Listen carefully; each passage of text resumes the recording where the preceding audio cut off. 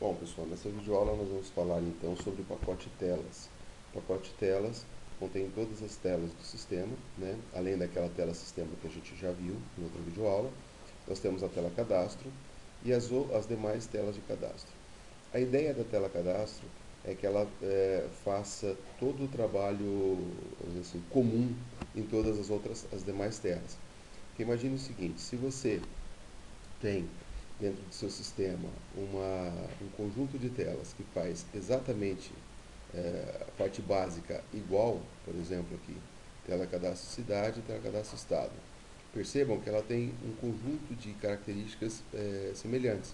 Por exemplo, nessa parte de cima nós temos o painel de componentes, na parte de baixo nós temos os botões, né? Aqui é a mesma coisa, ó. Componentes, botões, os botões estão na mesma ordem. Sempre que eu clicar em incluir, eu quero que os botões sejam desabilitados e habilitados no confirmar e cancelar. Mesma coisa aqui. Então existe um conjunto de ações, um conjunto de regras, um conjunto de características que são iguais em todas as telas. Então a ideia é de que a gente não fique reescrevendo isso, usando a orientação objeto a nosso favor. Então nesse momento a gente vai utilizar, criar uma tela de cadastro, e essa tela de cadastro vai servir de base para todas as outras telas. Então, a tela cadastro cidade, a tela cadastro compra, a tela cadastro estado, iriam fazer herança dessa tela cadastro e reaproveitar tudo que a gente já escreveu na tela cadastro, de forma que a gente não precise reescrever nessas outras telas. Bom, então vamos explicar a tela cadastro. A tela cadastro, claro, tem uma parte do pacote, tem a parte dos importes normais, né? Isso em qualquer outro local. E aí ela começa aqui. É uma classe pública, tela cadastro, que faz herança de JInternalFrame. Relembrando que nós estamos usando o esquema MDI. Dentro do esquema MDI nós temos que a nossa tela principal, ela sempre vai estar aqui, a tela do sistema, e as demais telas vão ser abertas dentro dessa tela principal. Então, esse esquema MDI, para que a gente possa fazer isso, a tela principal é um JFrame e as telas internas vão ser os JInternal Frames, certo? Esses JInternal Frame, como já dito na aula sobre a tela sistema, elas são colocadas dentro de um JDesktop, que está aqui dentro, que é quem gerencia essa parte das telas internas. Mas as telas de cadastro vão ser sempre JInternal Frame. Vamos começar aqui então a falar mais sobre a tela. Ela também implementa Action Listener. Essa implementação de Action Listener significa que quando os botões forem clicados, eu vou desempenhar determinado tipo de função, vou fazer alguma ação. Então, por isso que a tela cadastro implementa Action Listener, porque ela vai ser um ouvinte de ações dos botões. Nós temos aqui definidos 1, 2, 3, 4, 5 estados de tela, onde o estado padrão é aquele estado inicial, certo? A gente definiu como final. Essa definição de final determina que esse cara aqui, esse padrão, é uma constante. A gente poderia definir uma constante de forma até meio estranha, né? Como se fosse uma variável que não varia, né? Na verdade, a gente define como se fosse uma variável normal, só que quando a gente coloca o termo final, tá? Ela se torna uma constante, ou seja, eu declaro ela, determino qual o valor inicial dela e a partir daí eu não altero mais o tipo, o conteúdo dos dados que tem dentro dela. Então, essa constante padrão sempre vai ter o valor 0 dentro do meu sistema, incluindo vai ter o valor 1, alterando vai ter o valor 2, excluindo vai ter o valor 3 e consultando vai ter o valor 4. Um detalhe importante, prestar muita atenção para que esses números não se repitam, porque na realidade, internamente, o sistema vai trabalhar com valores inteiros. Isso aqui é só para facilitar a nossa vida na hora da gente escrever e daqui a algum tempo na hora de fazer a manutenção. Porque, por exemplo, imagine que eu colocasse aqui public int estado tela, esse estado tela é a variável que vai conter o estado atual da minha tela. Então, para começar, ele começa em padrão. Ao invés de usar padrão, imagine que eu colocasse aqui o número 0. Se eu colocasse o número 0, daqui a 6 meses, eu iria no código e tentar entender o que é o número 0. Né? Por que eu coloquei 0 aqui? Agora, se eu coloco o nome de uma constante, acaba ficando mais fácil de eu associar o que é esse estado da tela igual a padrão, certo? E agora o problema que existe aqui é você sempre prestar bastante atenção nesses números, porque se você duplicar 0 e 0 aqui, você vai ter padrão e incluindo como valor zero. E aí, na hora de fazer a lógica do sistema, vai ter hora que vai falhar, porque eu vou estar querendo testar se é padrão, e ele está como incluindo, por exemplo, e vai estar como valor zero. E o if lá que eu for fazer, a verificação que eu for fazer, vai dizer que está no estado padrão, porque se eu coloco zero aqui também, as duas variáveis, as duas constantes estão com o mesmo valor. Então, tanto uma quanto outra vai ser entendida como ok. Então, por isso é importante deixar e prestar muita atenção nesses números aqui.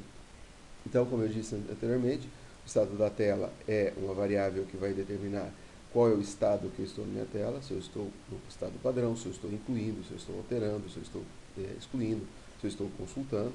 E aí vem a pergunta, por que de fazer isso? Quando a gente entra aqui na parte das telas, e a gente, por exemplo, entrei no cadastro de estado, eu estou aqui com o estado da tela igual a padrão. Isso significa, nesse momento, que somente os botões incluir e consultar devem estar habilitados. Quando eu clico em incluir, eu passo para o estado incluindo. E a hora que eu for confirmar a ação, o que é que eu estou fazendo? Essa é a pergunta. O que eu devo fazer? Porque se eu estou no estado de incluindo, eu devo fazer todas as ações para incluir no banco de dados. Inclusive o SQL específico para isso é utilizar o insert. Né? Se eu estiver alterando, se eu tivesse clicado aqui em alterar, a minha tela estaria no estado alterando. Na hora de confirmar, eu teria uma outra ação. Seria chamar o método alterar, né, para fazer a alteração lá no banco. Se eu estivesse excluindo, tivesse clicado em excluir, a minha tela estaria em excluindo. A confirmação não seria nem incluir nem alterar, seria mandar excluir os dados que estão no banco. Então, cada ação de confirmação aqui vai depender em que estado que a minha tela está. Por isso que esse estado tela guarda qual foi a ação que eu cliquei antes de chegar nesse confirmar. Então, se eu vir aqui e pedir consultar, eu estou consultando. Então, a ação é outra, eu tenho que ir lá no banco de dados e buscar os dados para a tela. Então, esse confirmar vai sempre se basear no estado da tela. Bom, na sequência, nós temos uma outra variável chamada tem dados na tela. Essa variável indica para mim se existem dados dentro dos campos, certo? Imagine o seguinte, se eu faço um incluir, não tem dado nenhum, então aqui eu vou ter que fazer incluir os dados aqui, ótimo. Mas imagine que de repente eu vou lá para consultar, consulto um código qualquer, ele vem com dados na tela, a partir de agora, os botões alterar e excluir têm que ficar habilitados. Porque eu tenho dados na tela, eu posso querer automaticamente trocar uma informação que esteja aqui dentro. Então, esse tem dados na tela para dizer se existem campos, os campos estão preenchidos com algum cadastro, para que eu possa habilitar o alterar e o excluir. Na sequência, nós temos a instanciação dos nossos objetos, nossos botões, né? O botão incluir, alterar, excluir, consultar, confirmar e cancelar. Aí depois nós temos a instanciação de dois painéis. Lembre-se que eu comentei com vocês que nós temos na parte superior de todas as telas uma área onde vão ficar nossos componentes. Esse aqui é representado pelo nosso JP Componentes. Eu adiciono um painel na parte de cima, certo? E na parte de baixo a gente tem um tal de JP Botões, que é onde vão ficar os meus botões das telas. Aqui embaixo ainda nós temos uma lista de componentes. Essa nossa lista serve para guardar, armazenar todos os componentes que estão na minha tela. E é baseado nessa lista que a gente vai mandar limpar os campos, verificar os campos, habilitar ou desabilitar os campos. Então, isso aqui, à medida que eu for inserindo os campos na tela, essa lista é preenchida, são acrescentados os componentes aqui, e aí basta eu percorrer a lista fazendo a operação que eu desejo. Se for para limpar, eu percorro a lista inteira e vou chamando os métodos limpar de cada um dos componentes, e ele limpa todos os componentes para mim. Dessa forma, eu não preciso ficar sabendo antecipadamente, na hora da programação aqui, quais vão ser os campos que eu quero limpar, porque isso aí vai vir das telas de cadastro. Então, aqui, ó, dependendo de se essa tela tem 4, 5 campos, se a outra tela tem 20 campos, não interessa. À medida que a gente adiciona os campos na tela, e a hora que eu peço para que seja feita a limpeza, ele vai percorrer todos os campos e vai mandar limpar. Ok? Na sequência, nós temos o método construtor. O método construtor recebe o título da janela, o título da tela, tá? E aí esse título é repassado para a classe de cima. Quem que é a classe de cima? É a meu JInterNalFrame. Essa JInterNalFrame, como eu disse para vocês, é uma janela que fica dentro de uma outra janela, de um JFrame. Ela recebe como parâmetro no método construtor dela, da JInterNalFrame, o título da janela. Existem vários métodos, tá? Existe uma sobrecarga, mas o que a gente está usando é esse. O título da janela, se ela pode ser fechada ou não, se ela pode ser redimensionada ou não, se ela pode ser minimizada ou não, e se ela pode ser iconificada ou não. Então existem maximizada aqui, não minimizada, maximizada. E se ela pode ser iconificada ou não. Então, se eu, por exemplo, trocar isso aqui para false, que seria permitir fechar a janela ou não, a partir do momento que eu executar o sistema, todas as minhas telas, como estão fazendo herança, vão ter uma situação diferenciada aqui. Aqui. Cidade, estado e cidade. Desculpa, aqui não é o fechar. Deixa eu ver aqui, porque não rodou. Deixa eu só ver, só um instantinho. Ano, isso aqui. Perdão, o primeiro é resizable, o segundo é closable, o terceiro é maximizable e o quarto é questão de iconificação. Então, o primeiro parâmetro, ele diz se eu posso ou não redimensionar a tela. Então, vamos lá, vou mostrar aqui. Em estado e em cidade. Eu não consigo mais redimensionar essa tela. Percebam que eu venho aqui no canto inferior direito dela, não consigo mexer. Se por um acaso eu voltar lá e voltar esse parâmetro para true, a partir desse momento a gente consegue redimensionar a tela. É só vir aqui e redimensionar a tela, e isso também vai acontecer com o cadastro de cidade. Ele pode redimensionar. Se eu fechar, se eu colocar false aqui, as telas não podem ser mais fechadas. Então, só mandar rodar aqui. A partir desse momento, as telas não vão poder mais ser fechadas. Pode ser redimensionada, sem problema nenhum, mas não tem mais o botão de fechar. E assim sucessivamente. Então, relembrando, esse aqui é para redimensionar, esse é para poder fechar ou não, esse aqui, se eu quiser minimizar, essa minimização, maximização, né? Não é minimização, maximização. Fazer isso aqui na tela, deixar ela grande, né? Ou voltar no normal. E a questão da iconificação é isso aqui, ó. Ele vai fechar a tela e vai deixar como um ícone dentro da minha região do meu sistema, certo? Basicamente seria isso. Depois nós temos a adição dos dois painéis, o painel de componentes, que eu já havia comentado, e o painel de botões. O painel de componentes é colocado na região central da minha tela. Esse Get Content Pane está pegando aquela parte interna da tela e pedindo para adicionar na região central. O Get Content Pane, de novo, pega a região central e pede para adicionar na região sul. Então, centro vai ficar os componentes e sul vai ficar os botões.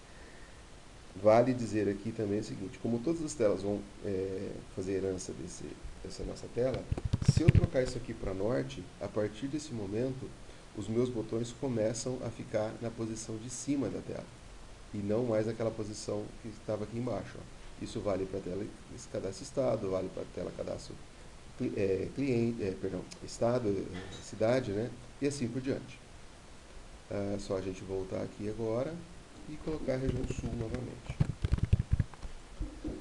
Bom, por que isso é possível? Porque toda vez que eu abro o InterNalFrame ou o JFrame, ele já vem selecionado, o layout que está sendo utilizado pela tela é o Border Layout, esse cara aqui, ó, Border Layout. Esse Border Layout divide a tela em 4 posições, 5 posições. Posição norte, sul, leste, oeste e centro. Então, qualquer um desses nomes que eu colocar aqui dentro é a posição que eu vou querer, onde vai ficar o componente. Prestem bastante atenção nos nomes, eles sempre começam com a letra maiúscula, e aqui não existe uma verificação por parte do compilador. Você só vai descobrir que você escreveu algo errado esse parâmetro está errado, na hora da execução que ele vai dar mensagem de erro, mas não é verificado através da compilação. Depois que é feito então esse ajuste dos painéis na tela, o JP Components é setado para o layout chamado Grid Bag Layout. Esse Grid Bag Layout ele permite que você utilize linhas e colunas para dispor os componentes, só que ao contrário desse de baixo, que é o Grid Layout, né, tem o Grid Bag e o Grid Layout. O Grid Bag Layout permite que um componente ocupe mais do que uma linha ou do que uma coluna. Então, isso faz com que você consiga dimensionar melhor os componentes e colocá-los de forma mais clara na tela. Quem tiver dúvidas sobre isso aí, dá uma pesquisada sobre Grid Bag Layout para verificar maiores detalhes. Então, o JP Components utiliza o Grid Bag Layout e o JP Botões utiliza o Grid Layout. O Grid Layout, ao contrário do Grid Bag Layout, ele continua fazendo a questão da tabela, linhas e colunas, só que todas as linhas e todas as colunas têm a mesma largura e a mesma altura. Isso significa que cada componente a ser colocado sempre vai ter a mesma posição, o mesmo tamanho. Vamos supor assim, aqui na nossa tela, os botões vieram, ó, percebam, eu dividi ele em uma linha com 6 colunas. Uma linha com 6 colunas é o que nós temos aqui, ó, uma linha, 6 colunas. Percebam que no Grid Bag Layout eu não preciso dizer isso, mas nesse aqui eu preciso dizer como eu quero. Automaticamente, ele pegou essa posição dos botões, colocou numa linha e colocou 6 colunas, aonde eu dispus os botões. Percebam o seguinte, se eu aumentar ou diminuir o tamanho da tela, o tamanho dos botões mantém-se proporcional, ou seja, todos os botões mantêm o mesmo tamanho entre si. Claro que se eu começar a diminuir demais a tela, ele começa a tentar de qualquer forma colocar isso os botões na tela, mas aí não fica legal, né? Mas entendam que à medida que eu uso o Grid Layout, eu posso dimensionar do jeito que for a tela, que os botões sempre vão ficar na mesma largura e se tiver mais do que uma coluna, na mesma altura. Depois que a gente faz isso, a gente manda adicionar todos os botões. Essa ordem de adição tem tudo a ver com aquela ordem que aparece na tela. Cada botão que eu vou adicionando vai ocupar, por exemplo, se eu tenho uma linha com 6 colunas, o primeiro vai estar na primeira coluna, o segundo na segunda coluna, o terceiro na terceira coluna, e assim sucessivamente. Se forem duas linhas com 3 colunas, vai ser primeira linha, primeira linha, segunda coluna, primeira linha, terceira coluna, segunda linha, primeira coluna, segunda linha, segunda coluna, segunda linha, terceira coluna. Então, obedece a ordem primeiro vai preencher na horizontal, para depois deslocar na vertical. PEC é um comando para você redimensionar, por isso que cada tela que a gente utiliza aqui, quando você abre ela, ela já está redimensionada com o tamanho dos componentes, porque a gente utiliza o comando PEC, é feito para isso. Set Visible, como eu já disse na tela sistema, não adianta nada você adicionar todos os componentes na tela se você não pedir para que ela se torne visível. Então, Set Visible True é o momento onde você pede para que ela seja se torne visível, né, que ela seja visualizada.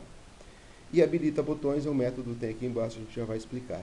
Esse habilita botões, de início, ele já é chamado para que ele possa fazer esse jogo de botões que existe aqui, de forma que eu já abro a tela com o incluir e o consultar habilitados. Os outros botões não estão habilitados porque eu não tenho nenhum tipo de informação na tela, ou ainda porque eu estou no estado padrão e não tenho que confirmar ou cancelar nada. Eu estou com a minha tela no padrãozão dela, a partir do momento que eu começar a clicar nos botões aqui, vai mudar esses status desses botões aqui.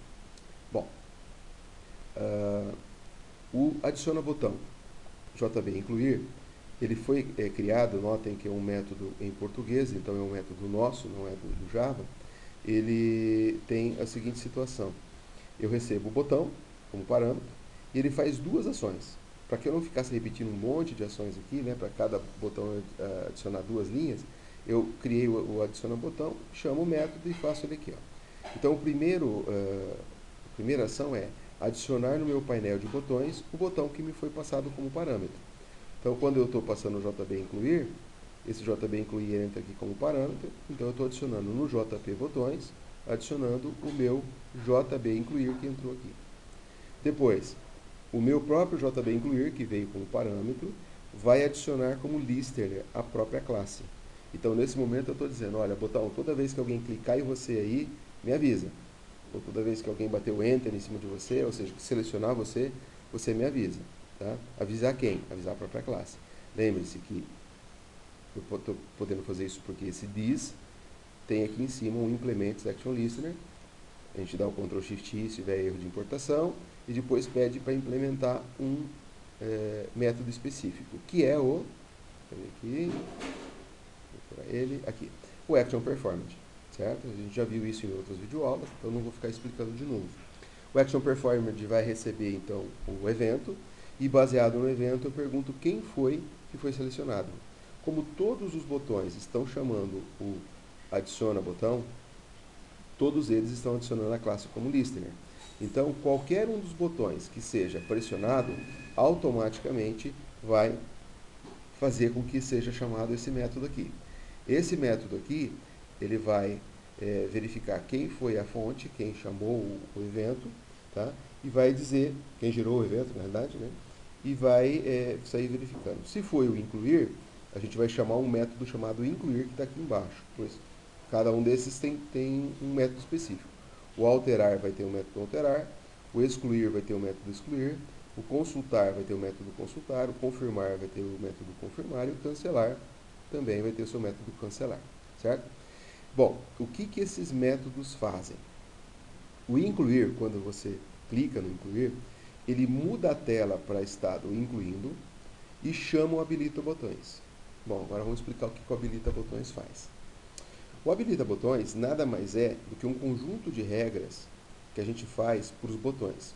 Então eu digo o seguinte, olha, o meu JB incluir só vai ser habilitado se isso aqui for verdadeiro, porque isso aqui você retorna true ou false, né?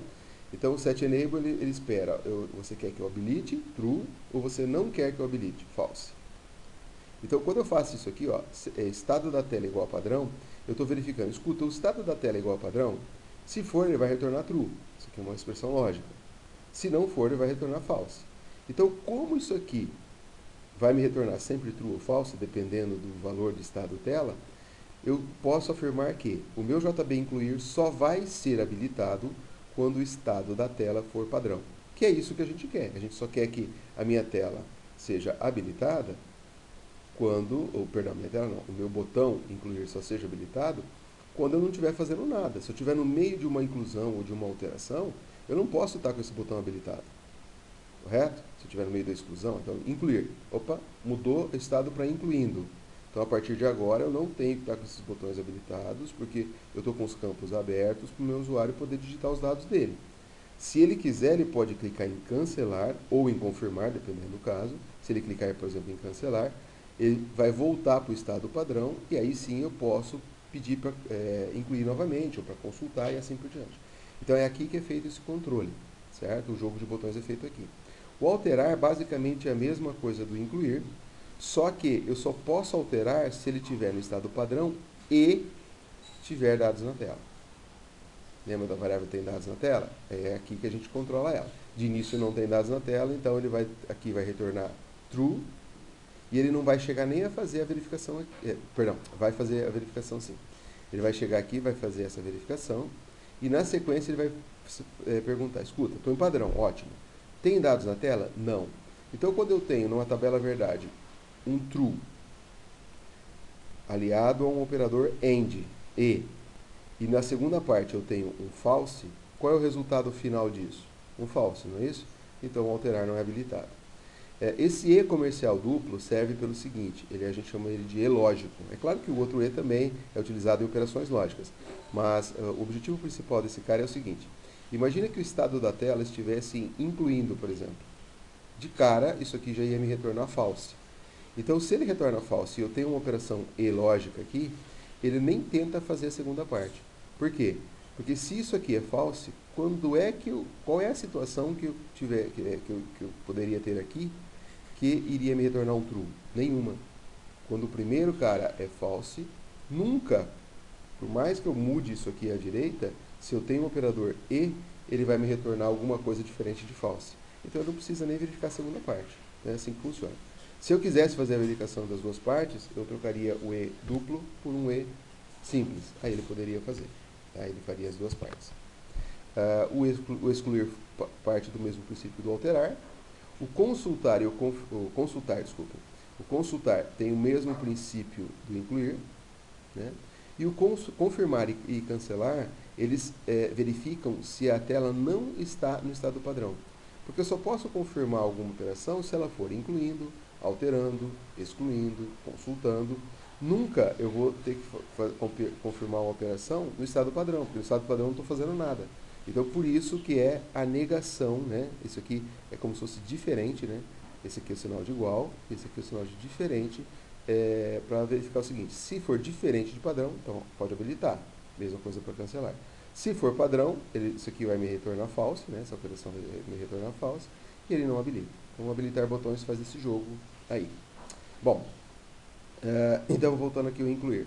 Ele muda o estado para incluindo e manda habilitar os botões. Por isso que ele faz aquele jogo dos botões que a gente acabou de comentar.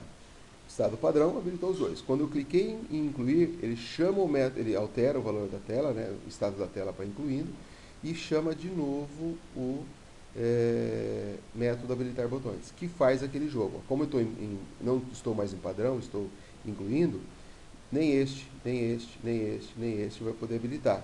Porque todos eles verificam se o estado da tela está igual ao padrão. E como não está, não vai poder habilitar. Aí esses dois vão habilitar porque é o seguinte, esse cara ele diz assim, para habilitar eu não posso estar no estado padrão. Como eu estou no estado incluindo, o confirmar e o cancelar serão habilitados. Então basicamente é assim que funciona. O alterar, desculpe, aí depois na sequência tem um cara chamado habilita componentes. Esse habilita componentes é o camarada responsável, dentro do método incluir, por habilitar os componentes para o usuário poder digitar. Quando o meu usuário entra na tela, ele não consegue digitar os dados. Quando eu clico em incluir e ele passa por aquela rotina, mandando habilitar os campos, os componentes, eu consigo, a partir de aí, entrar nos campos para poder digitar. O que é feito lá nesse habilita componentes? Ele passa um atributo true ou false, certo? Um parâmetro true ou false. Esse parâmetro indica se é para habilitar ou não. Como é que ele funciona? Cadê o habilita componentes? Vamos dar uma olhada nele. Habilita componentes. Olha o tamanho dessa rotina. São 3 linhas. Essas 3 linhas servem para todo o seu sistema, para todas as telas do seu sistema, independente do número de componentes que você tem em cada tela. Se você não usasse a orientação objeto, você seria obrigado a ficar falando componente por componente, para ele habilitar ou desabilitar. Aqui no nosso caso, o que a gente faz? Eu recebo um parâmetro, status, dizendo true se eu quero que habilite, false se eu quero que desabilite. E aí eu uso um for, esse for faz o quê? Ele começa na posição 0, tá? Lembre-se que em Java tudo começa, quando você tem vetores, matrizes, tudo começa na posição 0, tá? E aí, na sequência, eu faço com que esse for corra, né, que ele percorra, sempre somando mais um, enquanto o meu i for menor do que o tamanho da minha lista de componentes. Por que menor? Por que não menor ou igual? Porque eu estou começando na posição 0. Se eu estivesse começando na posição 1, seria menor ou igual. Mas como eu estou começando na posição 0, é só menor. Tá? Aí o que vai acontecer? Para cada um desses elementos que eu for fazendo for, o meu i vai variando, né? Começa em 0, depois em 1, em 2 e assim por diante. Então eu vou pedir lá na lista de componentes para que ele me pegue o elemento apontado por i. Então na primeira posição é 0, depois é 1, depois é 2, depois é 3, né? Conforme o meu for variando aqui. E para cada um desses caras eu peço para ele habilitar, chamo o método habilitar, que está lá dentro dos componentes, a gente já viu isso lá na aula sobre componentes, tá? E peço para que ele passe o parâmetro que ele recebeu. Então, se era para habilitar, passa true. Se era para desabilitar, passa false. Então, ele fazendo esse for aqui, ele habilita ou desabilita todos os componentes em qualquer tela que faça herança desse tela cadastro aqui, sem ter que se preocupar mais com isso. Se nós não tivéssemos feito dessa forma, teria que fazer em cada tela, fazer um método habilita componentes tratando isso aí. Bom, depois que então a gente fez o incluir, fechou, é isso que ele faz. No alterar, basicamente é a mesma situação. Ó, o estado da tela vai para alterando, né? Habilita os botões e habilita os componentes, igualzinho.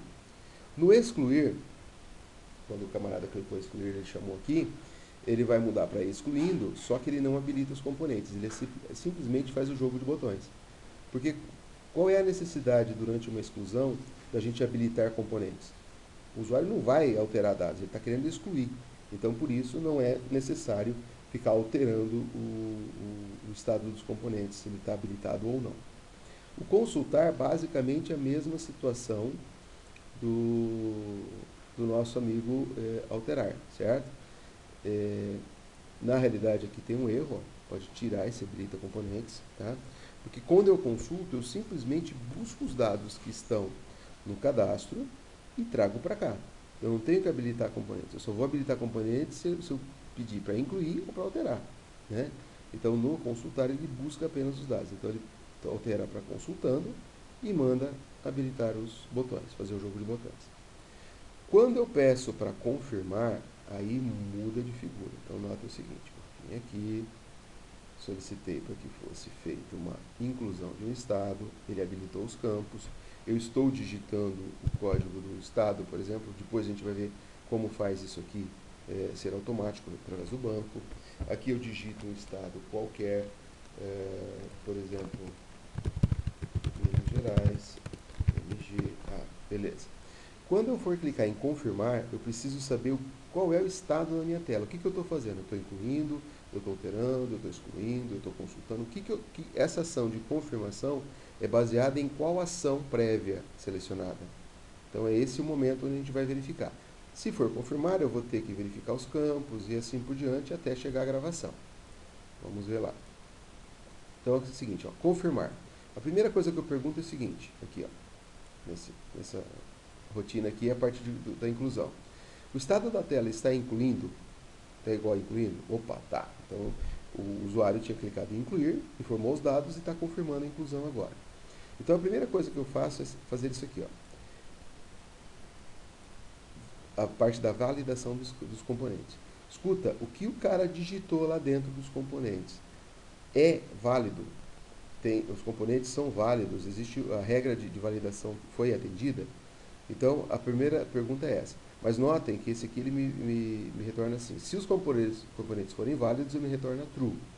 Se não, ele retorna false. Então, se ele retornar false, né, eu automaticamente nego isso, tá? E verifico se essa negação me dá true, que é para poder cair fora. O que significa isso? Essa expressão é como se eu falasse assim, se os componentes não forem validados, se houver algum tipo de erro, por causa dessa negação que tem aqui à frente, ó, então ele cai fora. Por que disso? Vejam bem, para entrar no if, qual é o resultado, o que tem que ter como resultado de expressão aqui? Para entrar na parte dentro do if, eu preciso que tudo isso aqui seja true. Concorda? A gente já viu isso, o professor Lissandro já passou isso várias vezes e tudo mais. Então é o seguinte, isso aqui vai retornar para mim true ou false. Se for válido, significa que está tudo ok, então eu teria que continuar fazendo por aqui. Então veja bem, vamos supor, se isso aqui retornou válido, true, quando eu pego true e nego ele, o que é a negação? O que é o contrário de true? False. Então, se isso aqui for true, toda essa minha expressão vai dar false. Significando o quê? Que ele não vai entrar dentro desse if e não vai cair fora. Ele vai vir para cá para fazer alguma outra operação.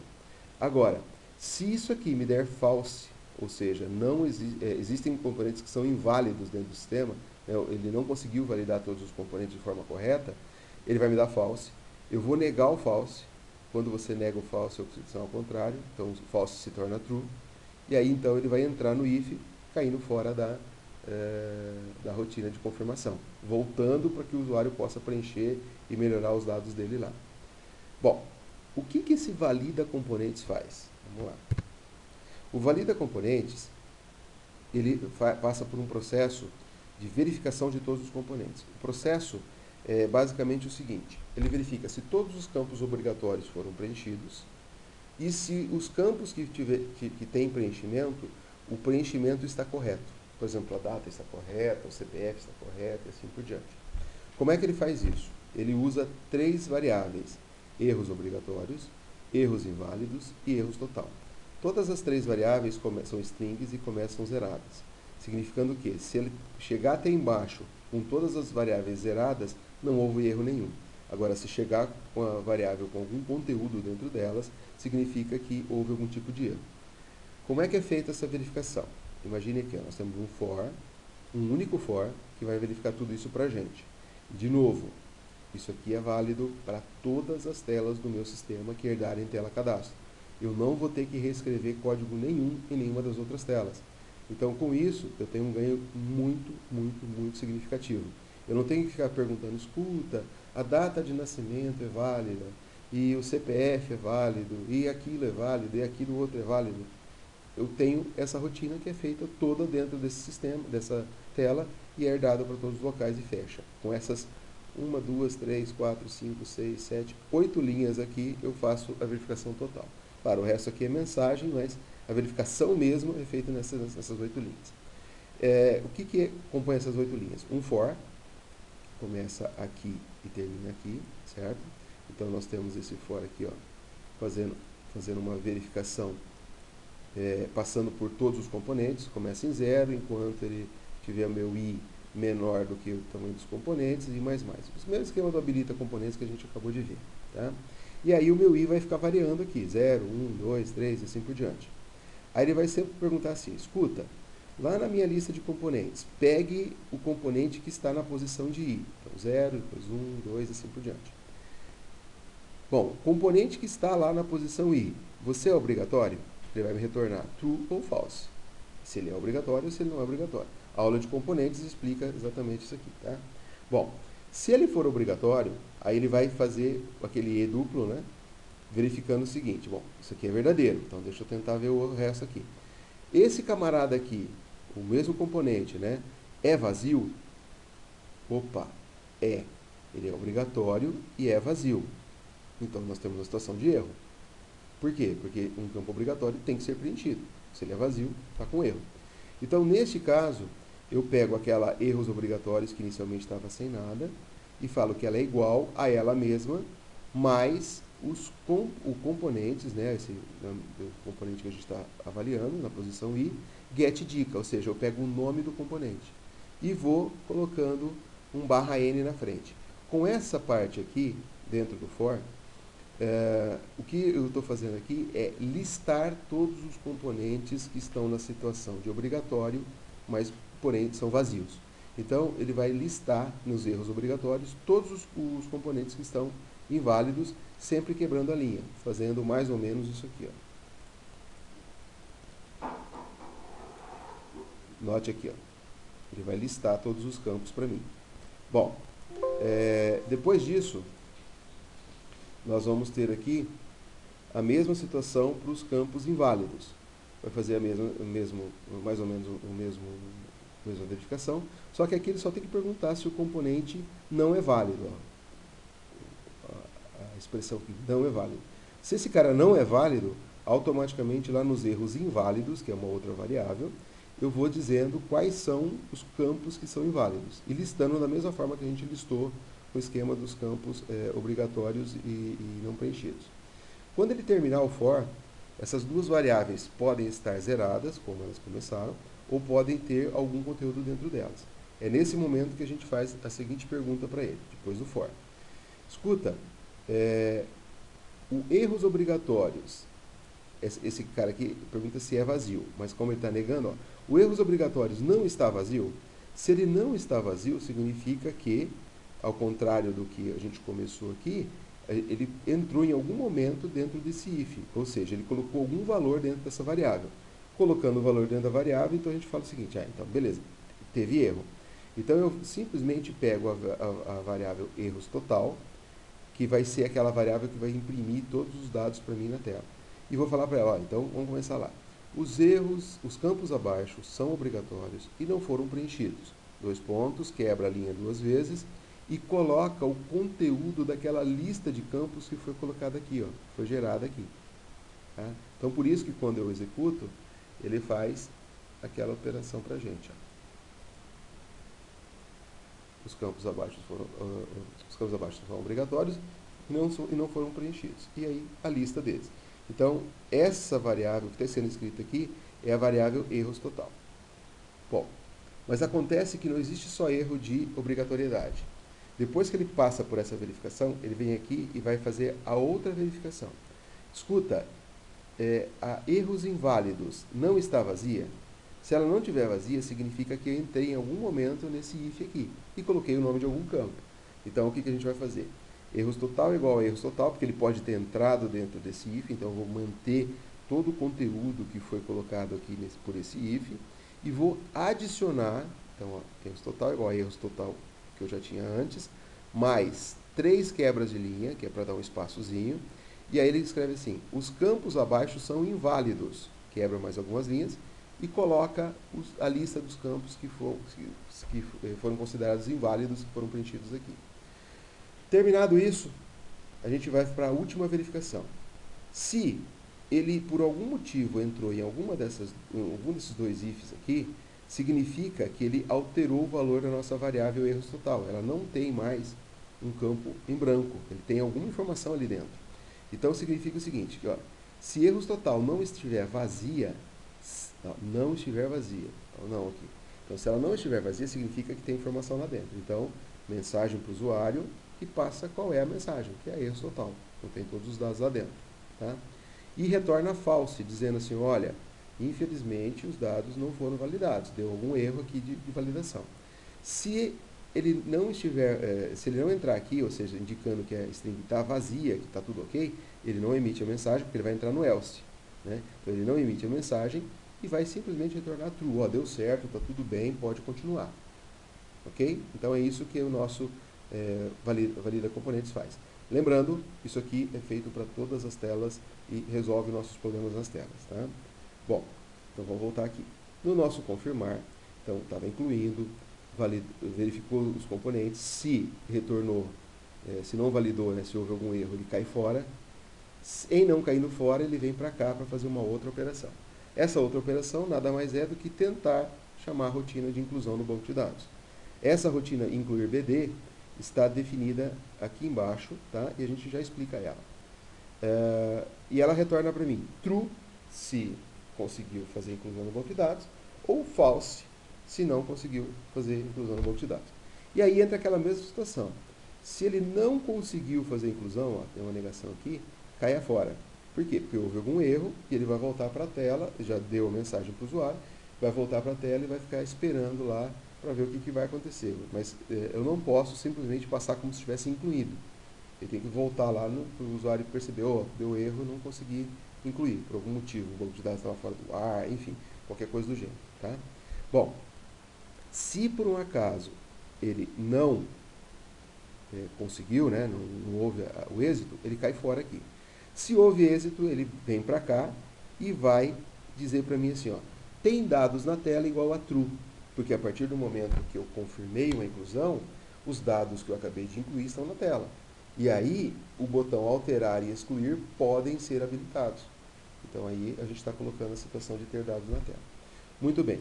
O alterando, né, se ele estiver alterando ao invés de incluindo, faz basicamente a mesma coisa, só que eu não tenho que mexer na variável tem dados na tela, porque ela já estava lá, ela já existia, já estava como true. Porque se eu conseguir entrar em alterando, o botão já estava habilitado. Ele só habilita quando tem dados na tela igual a true. Então não tem por que mexer. O alterar, aí, claro, ele chama o método alterar ao invés de incluir. O alterar também está aqui embaixo, a gente já explica ele. O método, se eu estiver excluindo, ele vai tentar chamar o excluir. Mesma situação, verifica se consegue, se não conseguir, cai fora.